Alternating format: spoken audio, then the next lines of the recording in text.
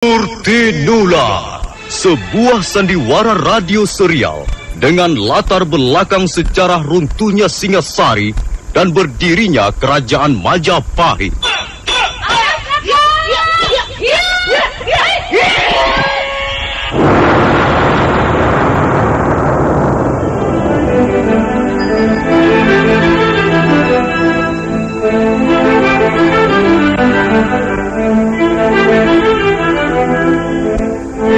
Naskah ditulis dan diolah oleh S. Tijab. Hiasan musik dan sutradara C. Ispriyonoka. Kali ini mengetengahkan episode ke-23 dengan judul Wong Agung Turun Gunung.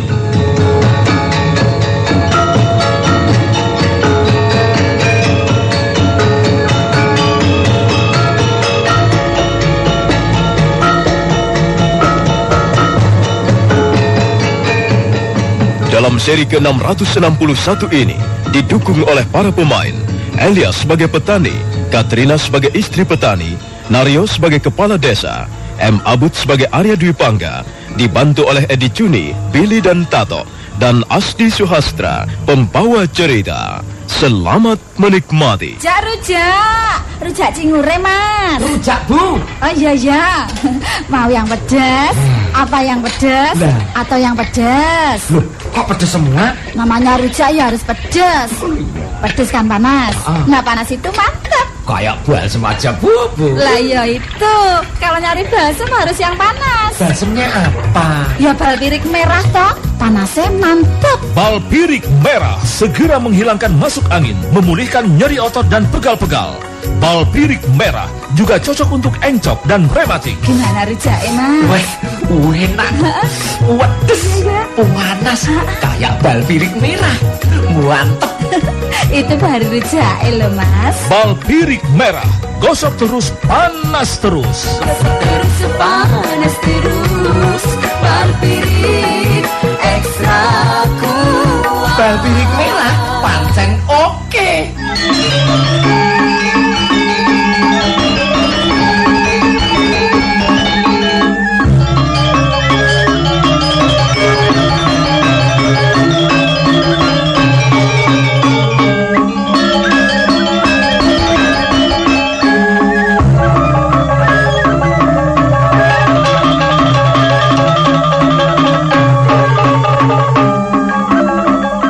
Lelaki petani itu ngomel terus pada istrinya, tapi akhirnya dia bangkit dan melangkah menuju halaman rumah diiringi istrinya. Di luar banyak orang desa sudah berkerumun. Tak lama kemudian petani itu sudah berhadapan dengan kepala desa. Maaf Bapak Kepala Desa, ada apa ini sebenarnya? Kami benar-benar tidak tahu ada apa ini sebenarnya. Menurut laporan istrimu, sekarang ini di rumahmu telah menginap seorang lelaki asing. Hah? Apakah benar demikian? Benar Bapak Kepala Desa. Sekarang ini dia sedang tidur di ruang belakang. Menurut laporan istrimu, orang itu memperlihatkan ciri-ciri seperti yang dimiliki oleh pendekar syair berdarah. Hah? Apa benar demikian? Tidak Bapak Kepala Desa. Maafkan istri saya. Dia memang penakut. Dia telah melaporkan hal yang tidak benar. Orang yang menginap di rumah saya itu bukan pendekar syair berdarah. Kami yakin sekali. Dia bukan pendekar syair berdarah. Dia hanya seorang laki-laki biasa. Iya. Kami ingin bertemu dengan orang itu. Ayo, cepat suruh dia keluar. Kami ingin tahu apakah benar laki-laki itu bukan pendekar syair berdarah. Ayo, cepat bawa dia keluar. Kami ingin berhadapan langsung.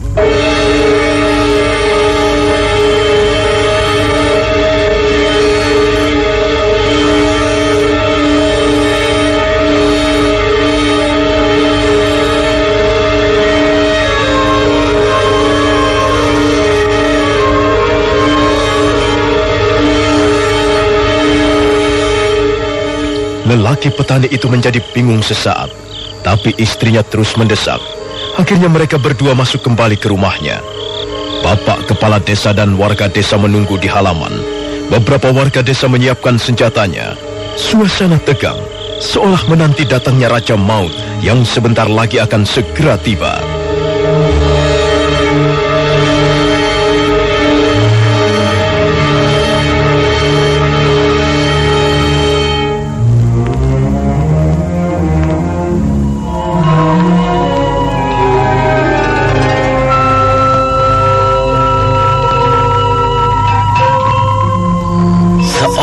Pengembara telah berjalan sangat jauh.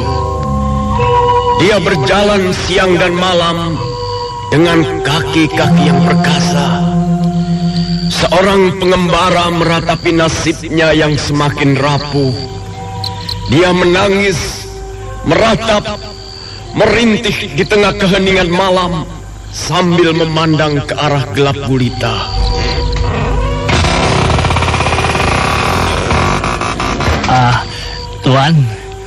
Tuan pembuat syair. Sebenarnya siapakah diri Tuan ini sesungguhnya? Di luar banyak warga desa berkumpul.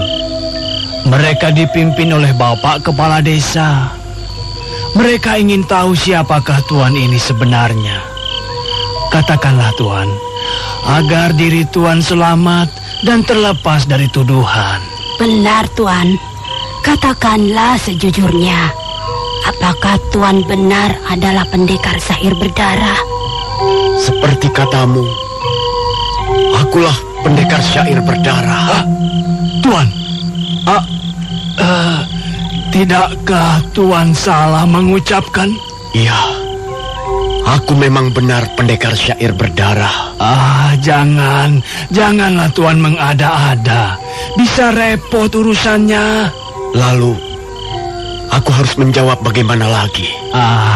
Kami ingin melindungi Tuan, supaya Tuan selamat, supaya Tuan terhindar dari amukan warga desa.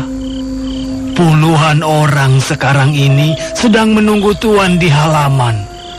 Sepatah kata saja bisa menyelamatkan nyawa Tuan. Maka jawablah yang benar. Tak ada kata lain yang bisa menjawabnya, kecuali memang akulah orang itu. Tuan, sudah lagi. Dia kan sudah mengaku siapa dirinya itu. Nyi, orang ini perlu kita bantu. Luka-lukanya belum sembuh benar. Matanya buta, tubuhnya lemah. Hai, Ki! Cepat bawa dia keluar. Pendekar syair berdarah itu jangan sampai mencari korban lagi. Kau dengar itu? Mereka menuduhmu sebagai pendekar syair berdarah. Jadi cepat jawablah pertanyaanku. Siapakah kau sebenarnya? Agar dapat kusampaikan jawabanmu kepada puluhan warga itu. Aku memang pendekar syair berdarah. Tuan, ingatlah. Nyawa Tuan berada di tangan mereka. Aku memang pendekar syair berdarah. Aku memang telah banyak membunuh. Sudah banyak dosa dan kesalahanku. Jadi, kalau sekarang ini mereka ingin membunuhku, bunuhlah. Aku rela. Tuan ini memang aneh. Tanda-tanda sebagai pendekar syair berdarah tidak terdapat pada diri Tuan. Tapi Tuan mengaku sebagai pendekar pencabut nyawa itu. Sudahlah, Ki. Kita bawa keluar saja orang ini, Ki. Baiklah. Kau ikutlah aku. Iya, Ki. Mari kita keluar menemui mereka. Petani dan istrinya itu lalu beranjak pergi sambil membawa Arya Dwi Pangga. Tapi dalam hati petani itu masih timbul tanda tanya. Apakah mungkin lelaki tak berdaya dan bermata buta ini adalah pendekar syair berdarah yang pernah menghebohkan itu? Bapak Kepala Desa, inilah orang itu. Lihatlah, apakah ada tanda-tanda bahwa lelaki ini adalah pendekar syair berdarah? Matanya buta, tubuhnya seperti tak berdaya. Dua pedang kembarnya pun tak ada. Ya, jadi jelas bukan? Lelaki buta ini bukan pendekar. Hei, orang asing, siapa sebenarnya kau? Katakan sejujurnya.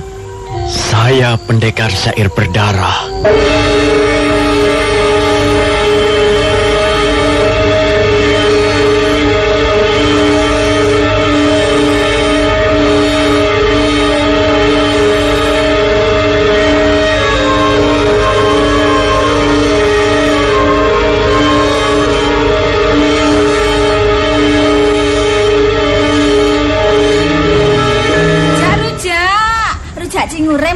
Rujak, Bu. Oh iya. Mau yang pedas? Apa yang pedas? Atau yang pedas? Loh, kok pedas semua? Namanya rujak ya harus pedas. Pedas kan panas. Nah, panas itu mantap. Kayak balsem aja, Bu. Lah ya itu. Kalau nyari balsem harus yang panas. Balsemnya apa? Ya balpirik merah toh. Panasnya mantap. Balpirik merah segera menghilangkan masuk angin, memulihkan nyeri otot dan pegal-pegal. Balpirik merah juga cocok untuk encok dan rematik. Gimana rujaknya, Mas? Weh, enak. Wedes, panas. Kayak balpirik merah. Mantep.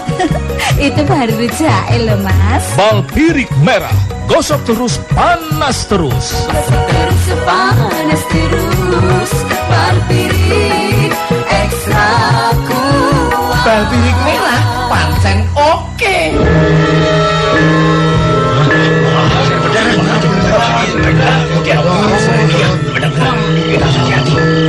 Jadi benar bukan? Kaulah pendekar yang menggepohkan itu. Pendekar yang selalu haus darah. Benar, Bapak Kepala Desa. Sudahlah, Pak. Kita habisi saja dia. Tunggu apa lagi, Bapak Kepala Desa? Benar. Kita hajar dia beramai-ramai. Iya. Sebelum dia minta korban lagi di antara kita. Ayo, kita bunuh dia.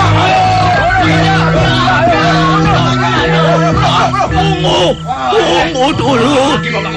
Jangan bertindak dulu. Sebelum jelas benar siapa dirinya. Bapak Kepala Desa, saya memang pendekar syair berdarah. Jika warga Bapak ingin membunuh saya, bunuhlah.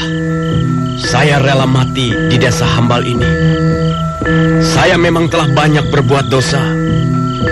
Banyak orang telah saya bunuh dengan semena-mena. Sekarang, kalau mereka ingin membunuh saya, biarkanlah. Saya terima ini sebagai pembalasan setimpal dari apa yang pernah saya lakukan. Bapak Kepala Desa, serahkan dia pada kami. Biar akan kami hajar dia beramai-ramai, Bapak Kepala Desa. Benar, Pak Kepala Desa. Iya. Serahkan dia pada kami. Tunggu dulu. Tunggu kataku. Biarkan mereka, Pak Kepala Desa. Sekali lagi, saya rela mati dan dibunuh.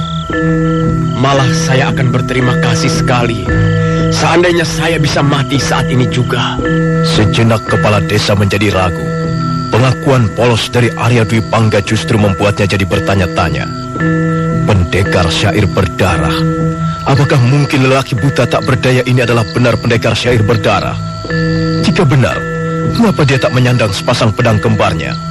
Kalau memang benar, apakah mungkin dia mau diperlakukan seperti itu? Mengapa kalian ragu? Kenapa menjadi bimbang? Ayo, bunuhlah aku.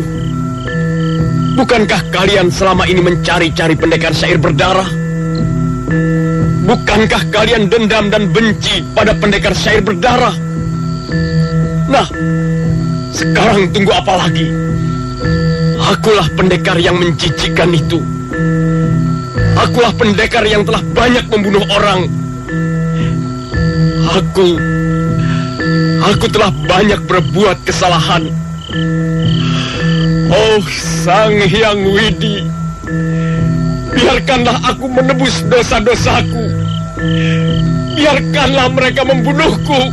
Nah, saudara-saudara, apakah kalian percaya kalau pendekar syair berdarah yang menakutkan itu seperti ini? Masihkah kalian menuduh lelaki buta tak berdaya ini sebagai pendekar yang selalu menyebarkan maut? Hah? Apakah kalian tega membunuh orang yang sama sekali tidak berdaya?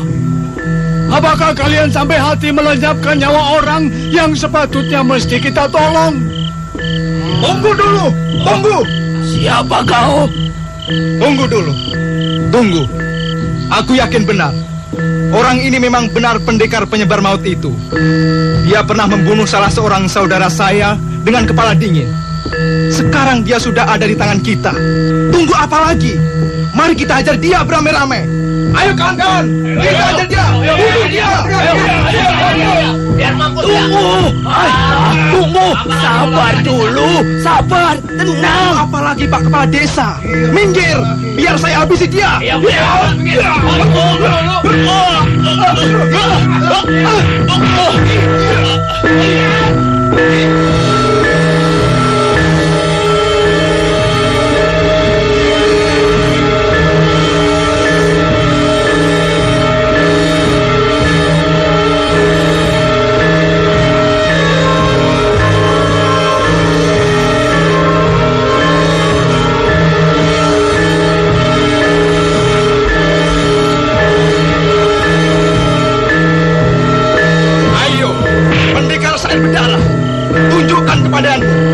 Tunjukkan permainan pedang kembarmu.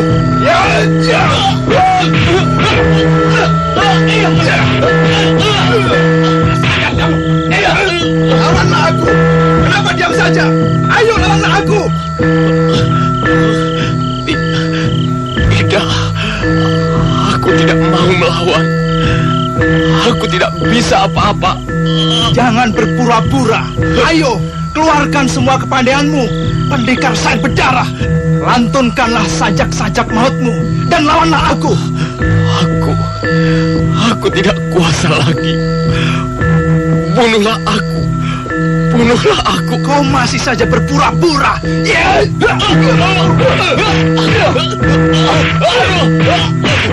Masih juga kau tak mau melawan?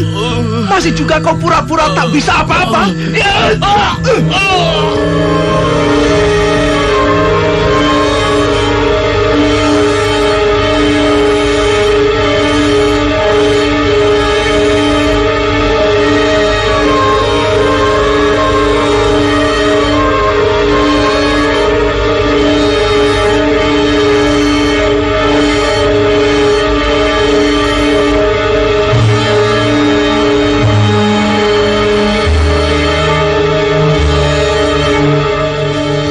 Arya Dwi Pangga memang tak mampu berbuat apa-apa lagi. Meskipun seorang warga itu menyuruhnya melawan, tapi Arya Dwi Pangga benar-benar sudah tak berdaya. Dia menerima saja apa yang dilakukan seorang warga desa Hambal. Ditendang, dipukul, dan jatuh tersungkur. Arya Dwi Pangga bukan lagi sebagai pendekar syair berdarah. Arya Dwi Pangga sekarang sudah menjadi Arya Dwi Pangga yang tak memiliki apa-apa. Jurus pedang kembarnya sudah hilang. Begitu juga ajian kidung pamungkasnya sudah lenyap tanpa bekas. Cukup. Sudahlah. Jangan teruskan pertarungan tak seimbang ini. Tapi dia jelas-jelas pendekar Sair Berdarah itu, Pak Kepala Desa. Dia sudah terlalu banyak berkelimang dosa. Sudah sepantasnya kalau dia mendapatkan balasannya. Saya kira benar, Bapak Kepala Desa. Mumpung dia berada di tangan kita, sebaiknya kita habisi saja nyawanya. Bukan dengan begitu desa Hambal ini akan dikenal, Bapak Kepala Desa. Kalau benar dia ini pendekar Sair Berdarah, aku setuju. Tapi kalau ternyata bukan, apakah tidak malu? Mau ditaruh di mana mukaku sebagai kepala desa Hambal ini? Saya yakin benar, Pak Kepala Desa. Saya masih dapat mengenali wajahnya. Rambutnya yang panjang, juga tangannya yang cacat itu. Tapi sepasang pedang kembarnya tidak terdapat pada pinggangnya. Aku jadi sangsi. Apakah dia benar pendekar Sair Berdarah? Bisa juga bukan. Tenang saudara-saudara. Tenang. Nah, terakhir kali saya ajukan pertanyaan pada Tuan. Apakah benar Tuan adalah pendekar Sair Berdarah? Benar, sayalah pendekar syair berdarah yang telah banyak membunuh korban, yang telah banyak menyebarkan maut di mana-mana. Rasakan ini.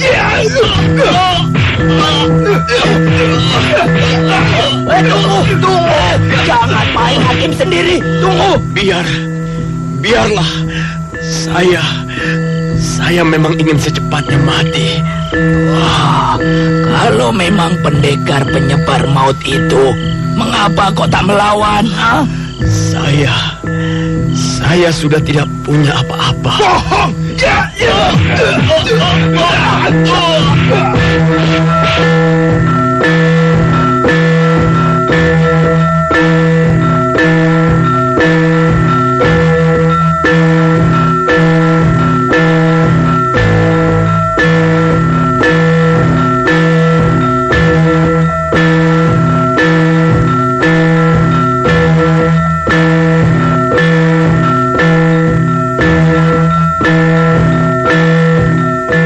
Kepala desa Hambal semakin ragu kalau orang asing yang masuk ke desanya ini adalah pendekar syair berdarah.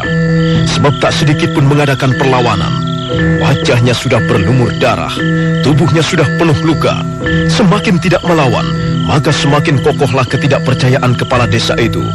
Sementara Arya Dwi Pangga sudah merintih kesakitan akibat perlakuan salah seorang warga desanya.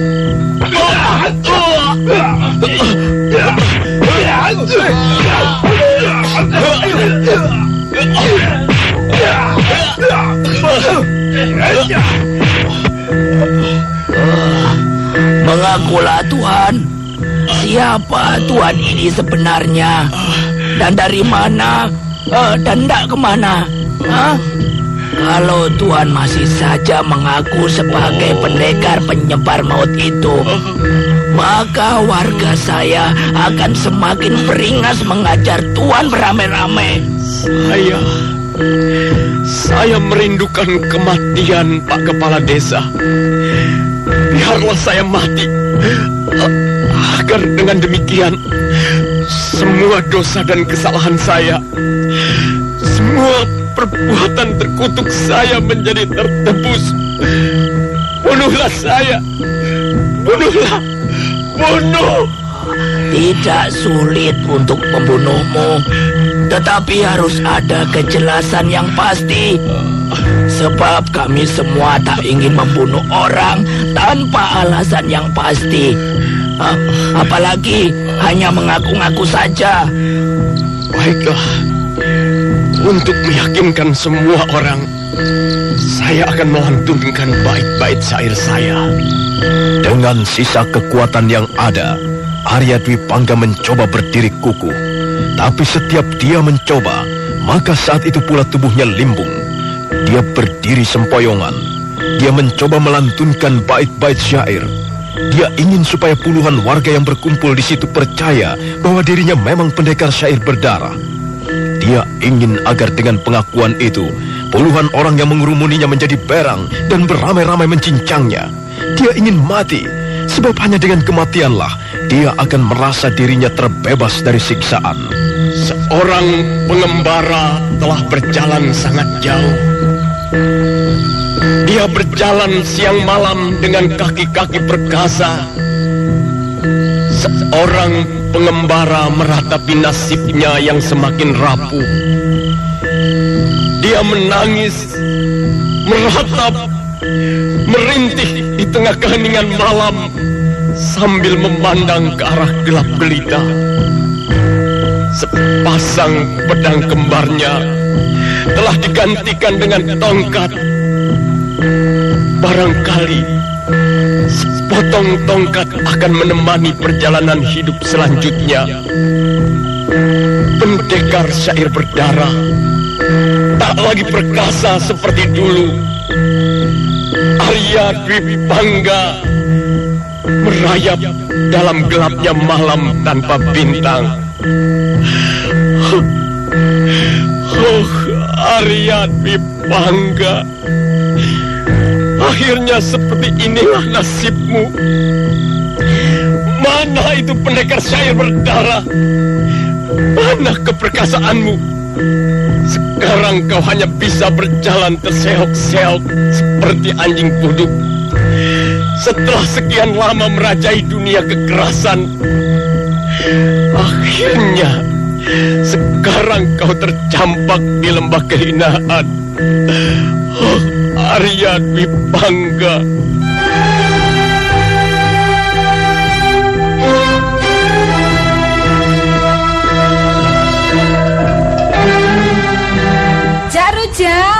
Rujak cingure, Mas. Rujak, Bu. Oh iya. Mau yang pedas? Apa yang pedas? Atau yang pedas? Loh, kok pedas semua? Namanya rujak ya harus pedas. Pedas kan panas. Nah, panas itu mantap. Kayak balsem aja, Bu. Lah ya itu. Kalau nyari balsem harus yang panas. Balsemnya apa? Ya bal pirik merah toh. Panasnya mantap. Bal pirik merah segera menghilangkan masuk angin, memulihkan nyeri otot dan pegal-pegal. Bal pirik merah juga cocok untuk encok dan rematik. Gimana rujaknya, Mas? Wah, enak. Wedes, panas, kayak bal pirik merah. Mantep. Itu baru rujaknya loh, Mas. Bal pirik merah, gosok terus, panas terus. Gosok terus, panas terus. Bal pirik ekstra kuat. Bal pirik merah, pancen oke.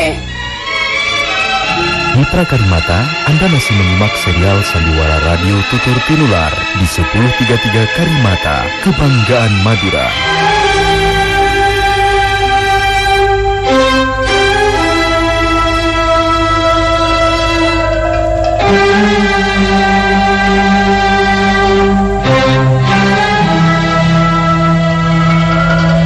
Asing ini pendekar syair berdarah.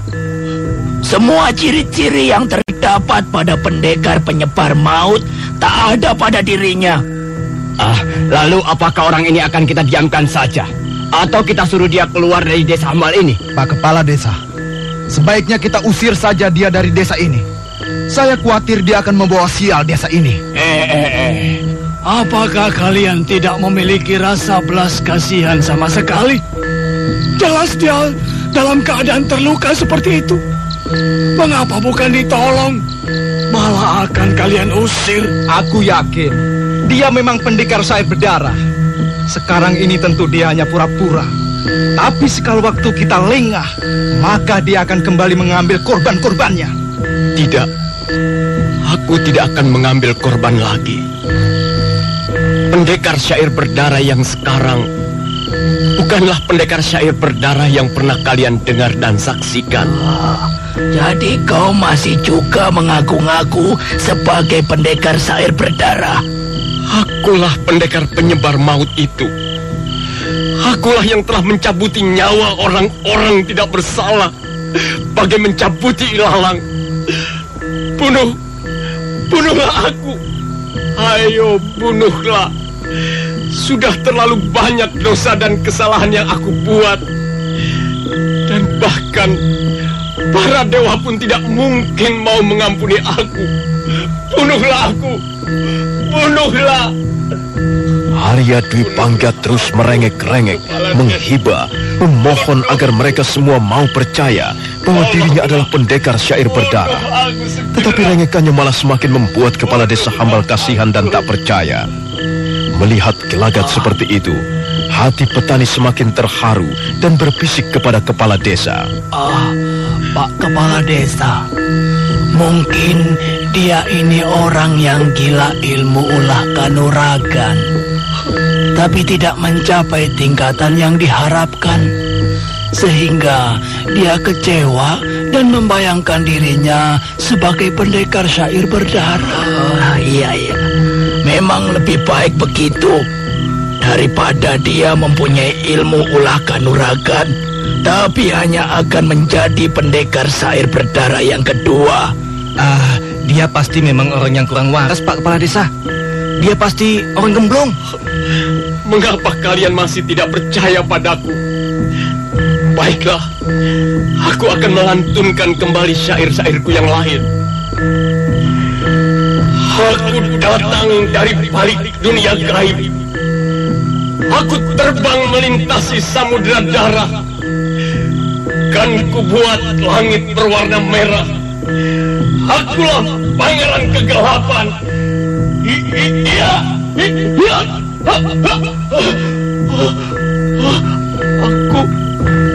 Aku mengapa begini? Aku bukan pendekar syair berdarah lagi. Aku bukan siapa-siapa lagi. Tak ada lagi keperkasaanku. Tak ada lagi. Pak Kepala Desa, jangan-jangan dia benar pendekar syair berdarah yang sesungguhnya, Pak. Hanya saja dia sedang berpura-pura. Awas, dia pasti masih berbahaya. Ayo, minggir. Biar akan kuhadapinya.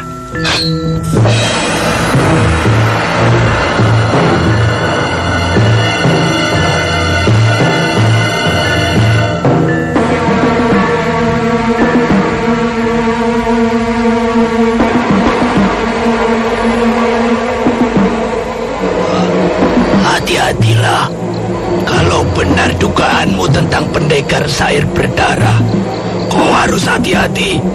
Sebab pendekar itu tak pernah memberi ampun para korbannya. Oh, iya.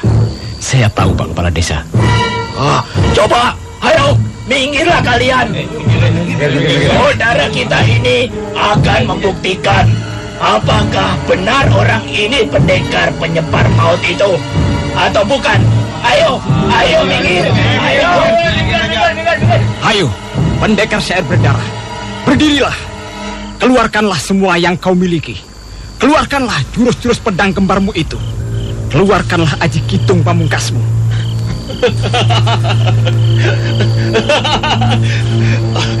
Ayo, majulah kalian bersama-sama.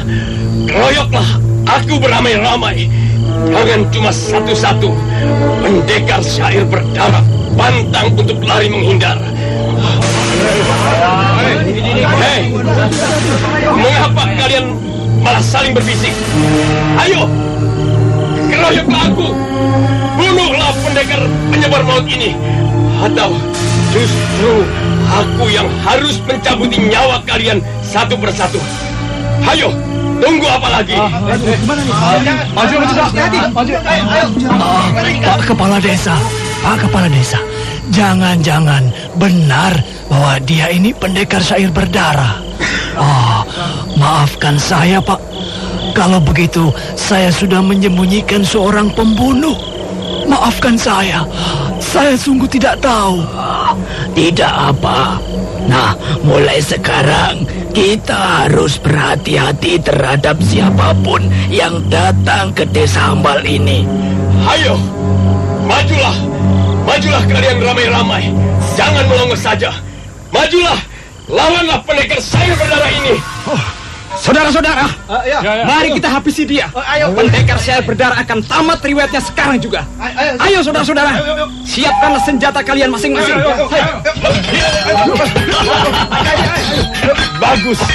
Bagus. Rupanya kalian bukan bangsa tikus kecurut. Aku senang dengan keberanian kalian. Aku datang dari balik kabut kegaiban. Sayap-sayapku terentang panjang. Aku terbang di atas samudera darah. Akulah pangeran kegelapan. Dengan aji kidung pamungkas, kan ku genggam seluruh isi jagat raya dalam kepalan tanganku. Ayo, majulah jika kalian berani. Ayo menyerang. Tubuh kalian akan kubuat hancur berkeping-keping.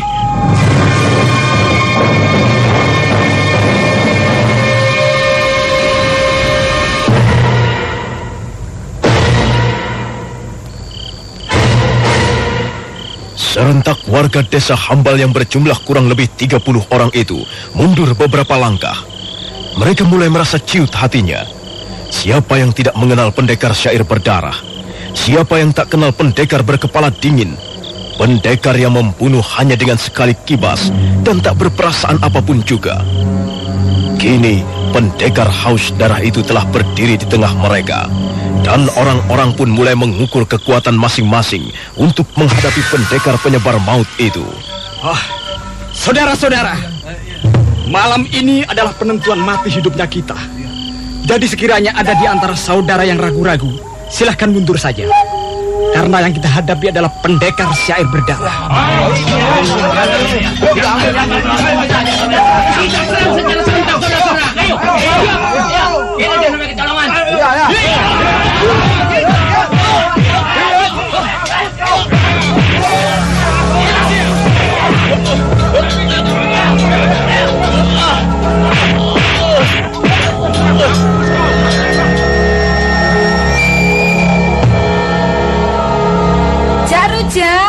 Rujak cingure, Mas. Rujak, Bu. Oh iya. Mau yang pedas? Apa yang pedas? Atau yang pedas? Loh, kok pedas semua? Namanya rujak ya harus pedas. Pedas kan panas. Nah, panas itu mantap. Kayak balsem aja, Bu. Lah ya itu. Kalau nyari balsem harus yang panas. Balsemnya apa? Ya bal pirik merah toh. Panasnya mantap. Bal pirik merah segera menghilangkan masuk angin, memulihkan nyeri otot dan pegal-pegal. Bal pirik merah juga cocok untuk encok dan rematik. Gimana rujaknya, Mas? Wah, enak. Wedes, panas, kayak bal pirik merah. Mantap. Itu baru rujaknya loh, Mas. Bal pirik merah, gosok terus, panas terus. Gosok terus, panas terus. Bal pirik ekstra kuat. Bal pirik merah, pancen oke.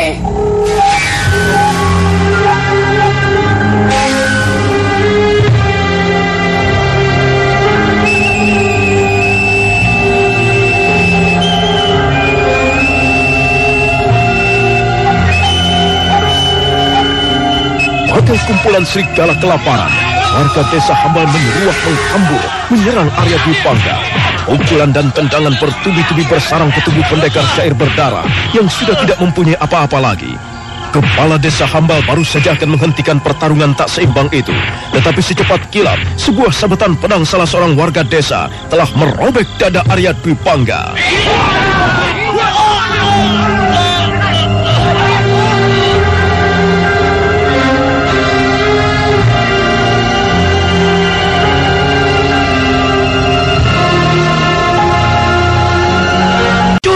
Dia jatuh tersungkur tak berdaya.